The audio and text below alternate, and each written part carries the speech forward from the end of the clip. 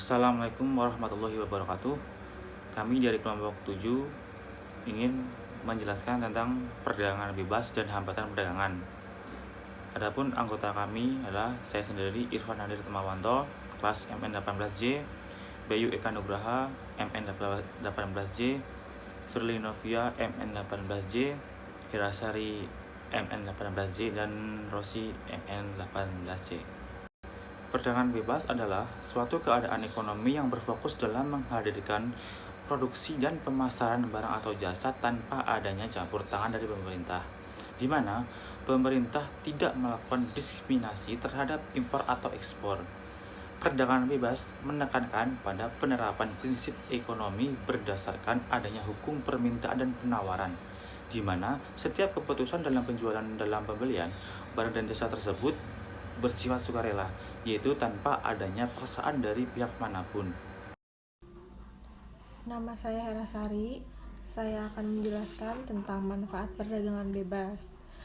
Di antaranya adalah dapat memberikan informasi yang lebih tepat tentang harga dan jumlah permintaan barang atau jasa. Yang kedua, dapat memotivasi para pemilik bisnis agar dapat mengembangkan usaha mereka agar lebih besar. Dan yang ketiga, dapat memberikan dorongan untuk pemilik bisnis agar dapat memperoleh keahlian. Ciri-ciri perdagangan bebas. 1. Sumber dan alat produksi bebas dimiliki dan diatur oleh semua pihak. Pihak itu bisa saja komunitas, perusahaan, ataupun individu.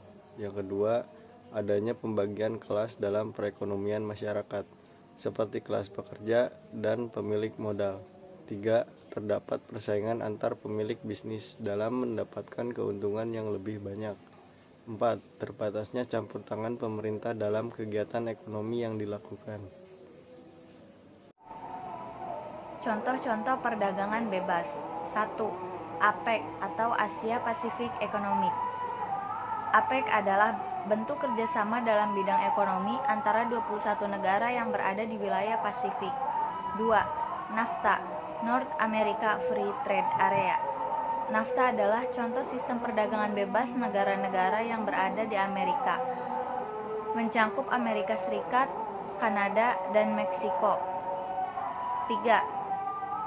MEA, Masyarakat Ekonomi ASEAN. MEA merupakan pasar bebas yang berada di wilayah Asia Tenggara yang anggotanya berasal dari negara-negara ASEAN. Tujuan perdagangan bebas: yang pertama, untuk meningkatkan perekonomian negara; kedua, untuk meningkatkan pendapatan negara; 3. Memperluas perdagangan; 4. Memenuhi kebutuhan dalam negeri; 5. Menciptakan transfer of teknologi. Hambatan perdagangan bebas. Hambatan perdagangan bebas adalah regulasi atau peraturan pemerintah yang membatasi perdagangan bebas.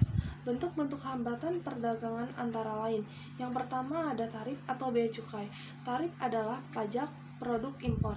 Lalu yang kedua ada kuota. Kuota membatasi banyak unit yang dapat diimpor untuk membatasi jumlah barang tersebut di pasar dan menaikkan harga. Lalu yang ketiga ada subsidi. Subsidi adalah bantuan pemerintah untuk produsen lokal. Subsidi dihasilkan dari pajak. Bentuk-bentuk subsidi antara lain yaitu ada bantuan keuangan dan pinjaman dengan bunga rendah. Hambatan perdagangan bebas. Argumen untuk hambatan perdagangan ada antara lain perlindungan terhadap industri dan tenaga kerja lokal.